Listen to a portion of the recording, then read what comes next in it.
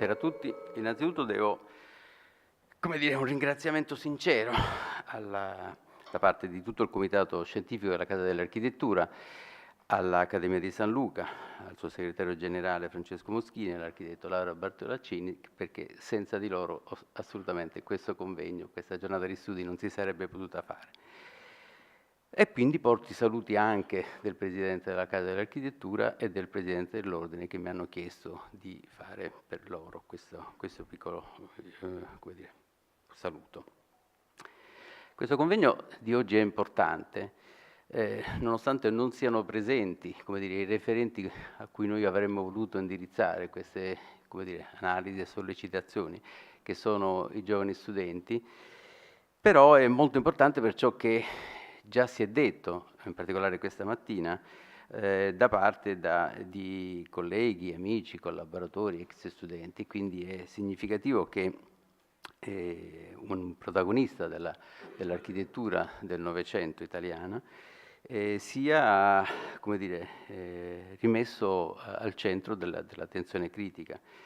Una figura ingiustamente lateralizzata e appunto l'obiettivo di questa giornata di studi è proprio quella di ricominciare a studiare Federico Gorio. È importante studiarlo sia come progettista, oggi sono già state citate numerose opere significative del suo lavoro, ma soprattutto per la necessità di riattualizzare il suo pensiero sull'architettura, sul disegno urbano e più in generale sulla città, sia analizzando anche il suo lavoro come programmatore, come chi all'interno di strutture come il Centro Studi della GESCAL ha messo in evidenza tutta una serie di necessità e di punti critici del lavoro di chi programma la residenza pubblica. In quegli anni, l'ha evidenziato Elio Pirodi questa mattina, sono state messe in atto una serie di iniziative tendenti a riformulare per esempio le esigenze di chi è l'utente effettivo di questi spazi e in ragione di questo determinare i nuovi standard urbanistici, così come una serie di studi sono stati fatti per la normalizzazione e la industrializzazione del prodotto edilizio che sino a quel momento era ancora con procedure del tutto tradizionali. E peraltro poi Federico Gorio ha sperimentato, oltre che nell'opera che poi dopo analizzeremo meglio, una serie di sperimentazioni sulle tecniche costruttive, soprattutto per alcuni concorsi che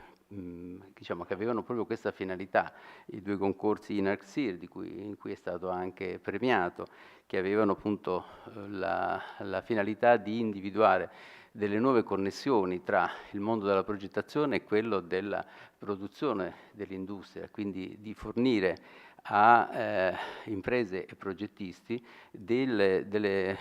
modalità di intervento che non fossero legate appunto alle sole tecniche tradizionali. E legate a queste, sempre come corollario di questi processi totalmente teorici, il lavoro fatto all'interno appunto dei gruppi di concorso per l'ISES a Napoli, il concorso CECA di Italsider. È stato anche all'interno di uno dei concorsi dell'INARC, quello INARC-ANIACAP, è stato anche membro della commissione di giuria, quindi insomma ha svolto il doppio ruolo di chi ha proposto e di chi ha individuato le soluzioni più interessanti. È importante studiare Federico Gorio soprattutto per la sua sensibilità di intellettuale, dimostrata in tante iniziative culturali, nella e per una nuova società civile. Oggi si è parlato a lungo del suo impegno nella rivista Rassegne di Architettura Urbanistica e soprattutto nella collaborazione all'interno dell'INU e dell'INARC. L'impegno sociale è iniziato con Adriano Olivetti, come si sa, che nel 1952 lo chiamò insieme con Quaroni a collaborare alla famosa, al gruppo interdisciplinare coordinato da Friedman per le indagini sui sassi di Matera. E lo voglio segnalare, insomma, in questi giorni si parla molto di Matera, capitale della cultura del 2019. Questa vicenda che ha visto coinvolto Gorio e Quaroni è proprio al centro delle iniziative che vogliono mettere in evidenza in questa occasione. L'esperienza olivettiana continua poi, come è ben noto, nell'Urras Casas, dove appunto Olivetti era presidente, nella Martella, poi ancora nel concorso per il centro servizi di Ivrea. Noi conosciamo quello di Figini e Pullini, che è bellissimo, ma è altrettanto bello e interessante era la proposta di Quaroni e Gorio. Soprattutto la relazione va avanti all'interno di movimento di comunità, anche questa è una questione molto nota, però 2 o 3 anni fa, quando abbiamo fatto la sezione dedicata ad Adriano Olivetti all'interno della Biennale di Architettura, abbiamo trovato una serie di materiali, tra cui appunto dei faldoni che avevano la dicitura Gorio Quaroni, che sono datati 1958, che riportano una serie di altri contributi che probabilmente Gorio ha dato e che non sono noti. Sicuramente un contributo indiretto per le scuole di Quaroni, che sono molto note, ma il cui impianto è totalmente ascrivibile, secondo me, a Federico Gorio. Ricordano molto da vicino le soluzioni per l'asilo di Matera, della Martella. Quindi sicuramente c'è, come dire, un prestito temporaneo che Gorio ha dato a Quaroni in quella circostanza, ma anche per il progetto sempre di quegli anni della soluzione di collegamento tra le 2 sponde del fiume a Ivrea, che ha visto coinvolto Quaroni, Zevi e Musmeci, probabilmente ha visto anche, perché abbiamo trovato un appunto in cui si citava anche Gorio, quindi probabilmente forse si è tirato indietro, come spesso è capitato in altre circostanze, quando non condivideva la soluzione, probabilmente. Leggo un piccolo testo che è di Adriano Olivetti e che era contenuto in una di queste cartelle. Non è più ormai possibile dissociare la pianificazione economica sociale da quella urbanistica. Questa divisione va respinta come un ostacolo alla creazione di una vera civiltà che, ripetiamo, è armonia tra vita privata e vita pubblica, tra lavoro e abitazione, tra centri di consumo e centri di produzione, tra abitazioni e luoghi assistenziali educativi. Solo l'urbanistica, che si costituisca indottrinamente una tradizione scientifica di studi ed esperienze, può dare forma a un piano economico. Sono di Olivetti, però si legge bene, proprio perché erano appunto all'interno di questo faldone, appunto con questa dicitura Gorio Quaroni, che c'è molto del pensiero di Federico Gorio, così come in quest'altro passo, sempre contenuto. L'architetto sa che la sua opera è inscindibile e indissolubile dall'ambiente. Nella sua interpretazione creativa egli diventa un urbanista, lo voglia o non lo voglia. Urbanistica e architettura si confondono e la prima comprende la seconda. A questa condizione nessuno può sfuggire. Il rapporto tra architetto e la sua comunità diventerà la sua legge. Coscienza morale segnerà la sua partecipazione creativa alla nascita di una nuova comunità. Quindi Gorio riconosceva in Olivetti non un semplice imprenditore illuminato che ha sposato integralmente i temi dell'innovazione, ma un intellettuale che amava confrontarsi con altri intellettuali. Gorio credeva in una diversa e fattiva creazione con la società civile, in un nuovo ruolo etico del progettista, capace di recuperare il valore civico della propria finalità, di essere capace di ipotizzare lo spazio urbano come spazio di incontro sociale, come struttura di comunicazione e di confronto culturale. Tutti hanno citato, come c'era da stamattina, ma anche in scritti precedenti, il fatto che Federico Gorio spesso citasse McLuhan, spesso citasse altri autori che del tema della comunicazione in termini contemporanei avevano fatto appunto punto centrale della propria riflessione. Io non sono stato, a differenza degli vari interventi di questa mattina, un suo studente, perché ho studiato architettura e quindi è evidente questa cosa. E ne ho collaborato mai con lui in nessun lavoro. L'ho conosciuto a metà degli anni 70 perché frequentavo gli stessi corsi della figlia Fiorenza e quindi in occasione delle nottate che tutti gli studenti fanno, penso fosse un lavoro per Quaroni, Federico Gorio saliva nella famosa casa delle figlie, quella col patio bellissimo che noi che invidiavamo tanto perché era veramente straordinario, peraltro mai pubblicata e quindi sarebbe più che interessante vedere com'è questa casa, quindi è una delle altre cose da approfondire. E Federico Gorio si intratteneva con noi un po' per stemperare le tensioni tipiche delle nottate e molto perché aveva piacere a ragionare con dei giovani così, che erano come i suoi studenti. E mi ricordo che in particolare io, eravamo tutti un po' infatuati di alcune figure in quel momento centrali nel dibattito architettonico e azzardai alcune correlazioni tra il passato e il contemporaneo. Una in particolare era sul fatto che sia Quaroni sia Grigotti avessero, come dire, un atteggiamento come dire, ambivalente, non avessero un proprio linguaggio sempre riconoscibile, ma che fossero di volta in volta, a seconda delle collaborazioni e dei contributi degli altri progettisti, come dire, più o meno ondivaghi. E Gorio mi fece notare che il problema non era assolutamente quello del linguaggio, così come non lo era per un'altra figura che noi spesso citavamo in quegli anni, Aldo Rossi, perché il problema era l'idea di città che loro sostenevano, le architetture di Aldo Rossi in particolare, che che Federico Gorio definiva come delle astrazioni poetiche, non veri progetti di architettura.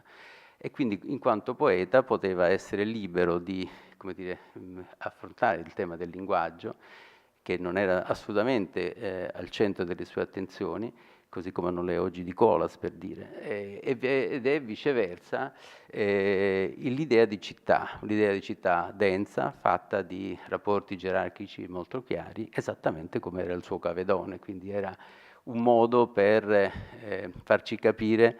che le soluzioni sono più ricche e più complesse di quello che, come dire, da studenti con una monovisione in qualche modo cercavamo di sostenere.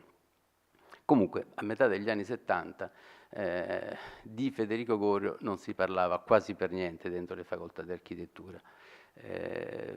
Chiaramente i riferimenti, è ben noto, erano altri, erano riferimenti internazionali e diciamo, tranne che nei corsi di Zevi, di Quaroni ovviamente, di Fiorentino e di pochi altri che come dire, riconoscevano in lui una figura di rilievo, nei corsi della facoltà di architettura a quell'epoca non si parlava molto. Eppure era centrale il tema di Corviale, perché chiaramente stiamo parlando appunto negli anni di tutte le discussioni su Corviale. Però per esempio era chiarissimo, insomma, mi ricordo una discussione con Francesco Cellini che mi mise in evidenza che l'idea di Gorio era completamente un'altra, che era assolutamente così, meno perentoria, meno, come dire, legata a una struttura monolitica e che viceversa appunto non da perdente, ma comunque da chi non era riuscito a far affermare il proprio pensiero sull'argomento, si era un po' ritratto, un po' come è successo anche per Elio Piroddi, e quindi si è curato soltanto di progettare il tema delle scuole, che peraltro ha fatto in modo straordinario e encomiabile, perché quelle scuole, così come le varie tante progetti per le scuole di Gorio, sono veramente molto molto interessanti. E di questo periodo un ragionamento della cultura architettonica sul tema della scuola e sul fatto che la scuola non rappresenti né un'aderenza alle nuove modalità, come dire, d'uso della struttura, ma soprattutto perché non aggiorna il proprio lessico a partire dagli anni 70, dal DM del 75 addirittura, quindi c'è una necessità forte. Ristudiare Gorio in queste esperienze sarebbe estremamente importante. Ho rincontrato poi Gorio più volte, chiaramente all'interno dell'INARC, ma anche in altre due circostanze legate a Bruno Zevi. Uno, perché Zevi mi utilizzava come dire, portatore come pacere, diciamo in questo modo, in alcune circostanze. Per esempio, nel caso della Fiat, Fiat Novoli a Firenze, era stato citato oggi da Luca Zevi, e in quel caso vabbè, fu semplicemente un comunicargli che Zevi aveva ipotizzato di farlo lavorare, di fargli coordinare questo tipo di attività. In un'altra circostanza invece, che era il progetto per l'area di Narcider di Bagnoli, dove Zevi non solo aveva pensato di invitare Gorio, ma anche una serie di architetti, come dire, le grandi star internazionali, quindi da Fringheri a Peter Asman e una serie di altre figure. E mi ricordo benissimo, mi disse: ha mandato te perché non aveva il coraggio di dirmi che voleva che io coordinasse una manica di strampalati architetti che chiaramente non sentiva, come dire, non si sentiva perfettamente in sintonia. Comunque invece disse che era disponibile a farlo, purtroppo non si è fatto perché era caduta la giunta, però di fatto questo era il tipo di approccio. Un'altra circostanza invece è legata al momento in cui con Zevi stavamo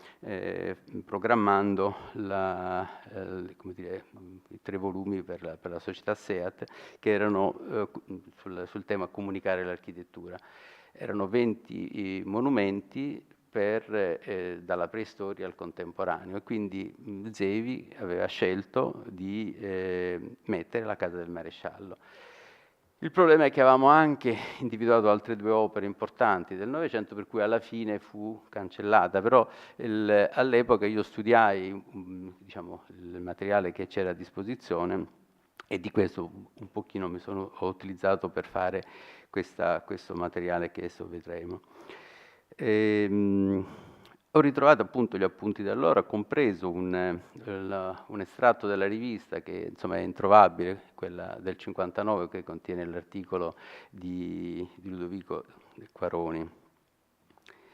E ho riletto anche, sempre appunti di quegli anni, il commento che Gorio aveva scritto su Casabella relativo alla Martella, ma che mi sembra possa essere ancora utile per leggere alcuni approcci rispetto alla Casa del Maresciallo. In quel caso scriveva: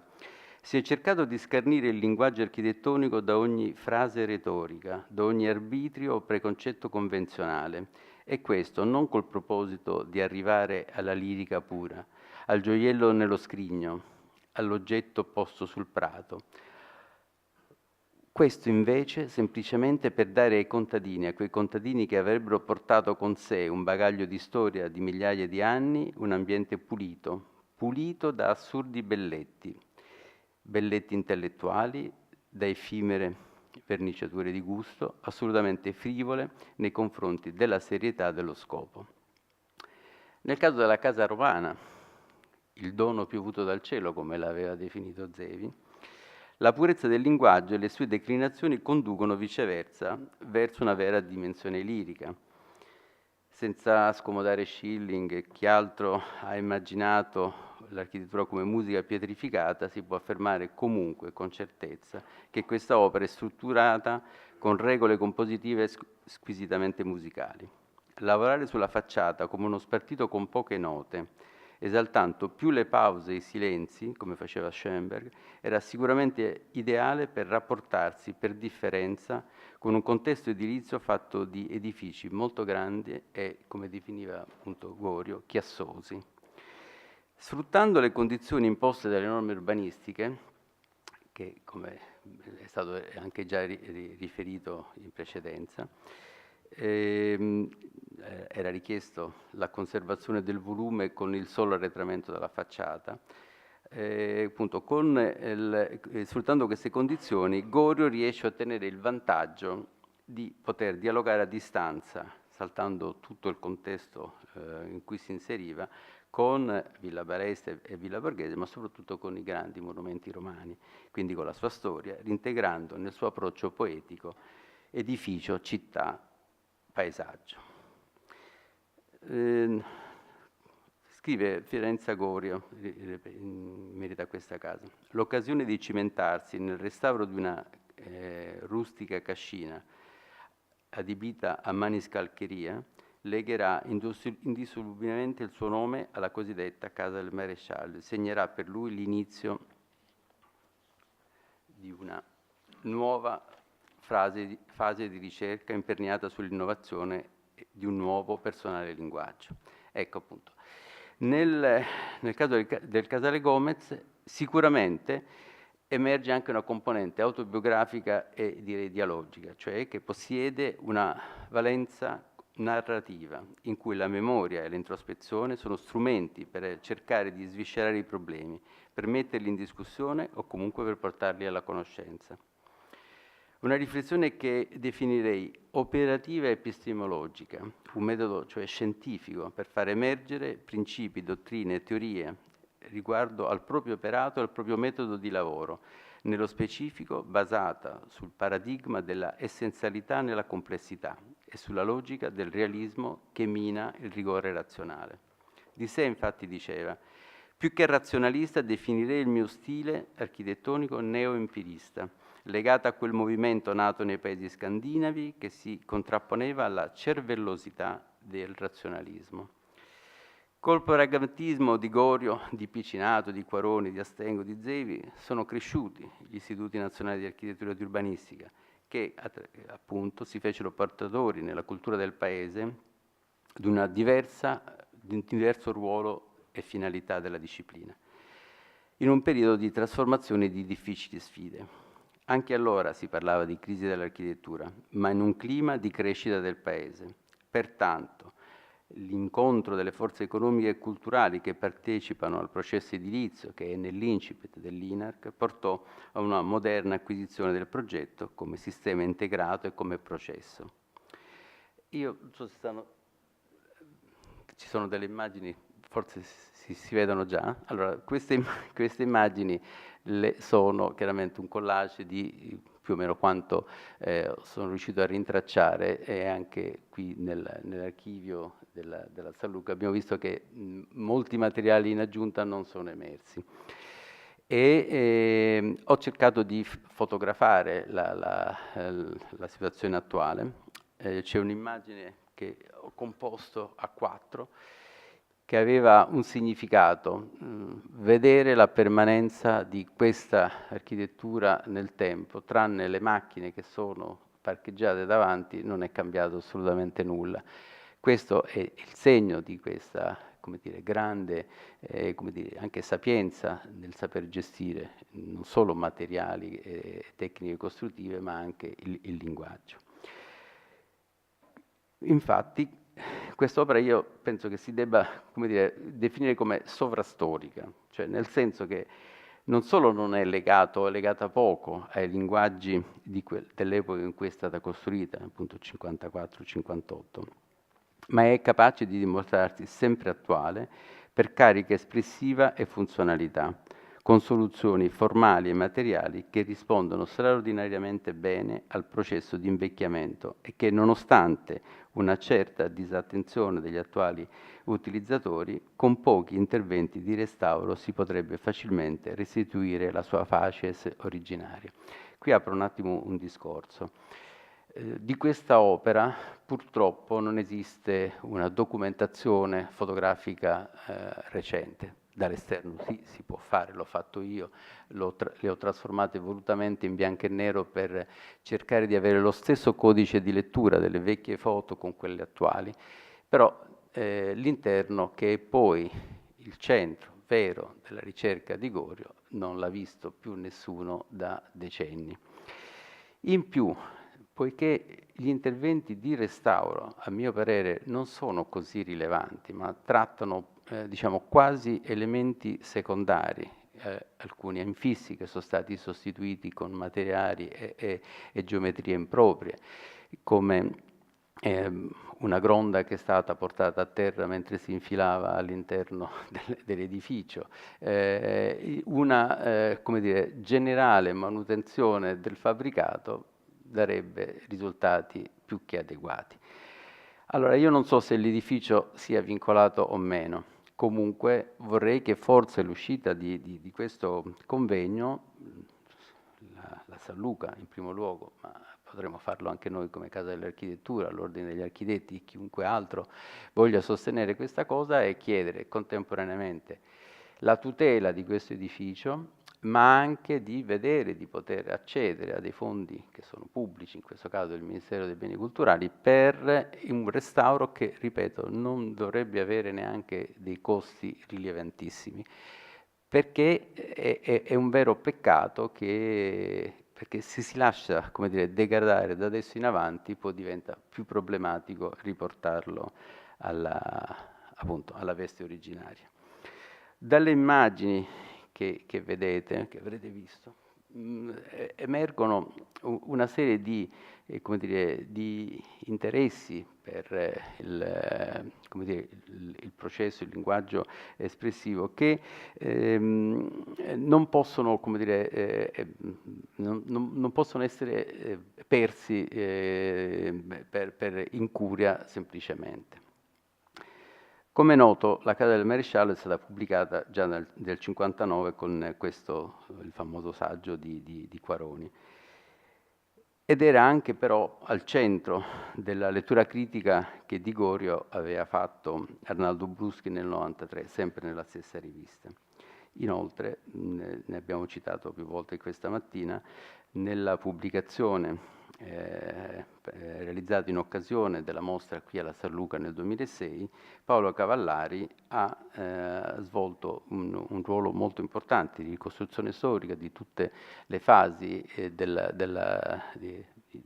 genesi del progetto di questo edificio, a cominciare dalle prime ipotesi con Piero Lugli, che chiaramente, peraltro sono anche riportate sotto, sono presenti alcune fasi precedenti, non quella di Lugli, ma sono presenti le fasi precedenti a quella definitiva. Ma è importante capire che, appunto, come tutti i progetti,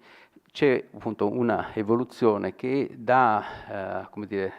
riproposizione quasi fedele, insomma, comunque molto vicina all'originale, della prima ipotesi, che addirittura che Cavallari data al 50, man mano sino appunto diciamo, alla terza soluzione, alla terza serie di disegni, che è quella ultima e che è quella veramente innovativa. Rappresenta insieme l'idea, come dire, di abitazione unifamiliare, come dire, che si cala sul contesto e si cala sulle specificità di questa situazione particolare, che era di un edificio piccolo, come dire, incastonato in mezzo a una serie di edifici di scala notevolmente più grande, quindi l'esigenza di portare in alto lo spazio di vita quotidiano, quindi tutta una serie di soluzioni che Gorio mette in piedi, peraltro in un lotto piccolissimo. Pensate che l'intero lotto era 25 per 11, quindi stiamo parlando, tolto l'edificio, di uno spazio veramente marginale. Eppure la percezione che si vede benissimo dalle foto, ma insomma si capisce bene anche dagli sguardi dall'esterno, c'è una gradualità di passaggi dalla quota 0 alla quota circa 3 metri e qualcosa dell'ingresso, che è di una sapienza come dire, graduale, che, insomma, di soluzioni che lavorano proprio sulla gradualità. Ripeto, in termini storici c'è poco da aggiungere al lavoro di Cavallari, perché penso che l'abbia ricostruito molto bene. Mi sembra viceversa che alcuni aspetti che sono invece appunto straordinariamente interessanti del linguaggio andrebbero in qualche modo evidenziati. Chiudo. perché i 15 minuti sono finiti, ne abbiamo ancora 5, va bene. No, la cosa che mi sembra interessante è come, oltre come dire, tutti gli elementi che sono stati più volte evidenziati nel lavoro di questa casa, nel progetto di questa casa, cioè il riferimento all'OS, al round plan, che peraltro Federico Gorio ha in parte anche disconosciuto. Secondo me non è neanche del tutto vero, perché poi è evidente che era un modo, come dire, di schermirsi in questa essere catapultato in una logica di confronti di altissimo livello internazionale, forse lo metteva a disagio, più quello che non il fatto che non conoscesse il lavoro di Lowe's. Però volevo attraverso le immagini mostrare quante attenzioni, quante soluzioni particolari il progettista è riuscito a mettere in atto. Allora, intanto l'idea di fondere il manufatto architettonico con la tipologia del recinto. Non sono due elementi separati, ma sono due elementi connessi. E nel gioco del paramento di facciata c'è proprio uno studio attentissimo per graduare il passaggio tra un elemento all'altro, e lo stacco tra la verticalità, la soluzione dell'angolo, e viceversa la continuità del recinto è scandita e segnata da una serie di indugi, che sono indugi di cambiamento di materiali, soluzione di morfologie diverse, quindi è assolutamente un elemento che Gorio mette in evidenza. Così come il gioco apparentemente semplicissimo di come risolvere la soluzione di un angolo con geometrie così irregolari da un lato all'altro è messo in evidenza con una modalità apparentemente consueta, che è quello di far prevalere di volta in volta una listatura rispetto all'altra e quindi giocare sull'arretramento di una sull'altra. Però questo gioco in ogni angolo è diverso, non è uguale neanche nello stesso angolo nelle varie porzioni, quindi si modifica man mano che si arriva sui livelli più alti dell'edificio. Così come il più ricitato gioco di marcapiani non è soltanto l'evidenziazione come dire, di come è strutturato lo spazio interno e di mostrarlo all'esterno, ma è anche un gioco come dire, di geometrie che si mettono in evidenza e che cambiano anche di volta in volta come dire, consistenza materiale e consistenza di giacitura. Soltanto nella serie dei marcapiani ci sono almeno 10 soluzioni diverse tra tipo di materiale, spessore, arretramento, giacitura avanti e indietro, continuità, discontinuità. Quindi c'è un lessico molto ricco e articolato, che è proprio un tipo di attenzione che Gori aveva su questi temi. Così come la campionatura, l'elenco, come diceva Bruno Zevi, delle finestrature è straordinario. C'è proprio l'intero campionario delle possibili soluzioni di combinazione di forma, di giaciture in avanti, allinato sul filo facciato, arretrato, con infisso, senza infisso, con materiali compositi, metallo, legno, metallo, pietra, legno e così di seguito. Quindi il senso di queste foto che ho proposto alla vostra attenzione è proprio per far leggere quante ipotesi, soluzioni l'autore avesse pensato. Sono dunque semplici frammenti di una revisione linguistica necessaria alla disciplina per incamminarsi verso un nuovo linguaggio. Frammenti come possibilità di sperimentazione, stratificazione e contaminazione tra le discipline. Frammenti come momento di pausa dalla confusione della contemporaneità. E penso che questo sia il messaggio di Gorio con questo lavoro. Grazie.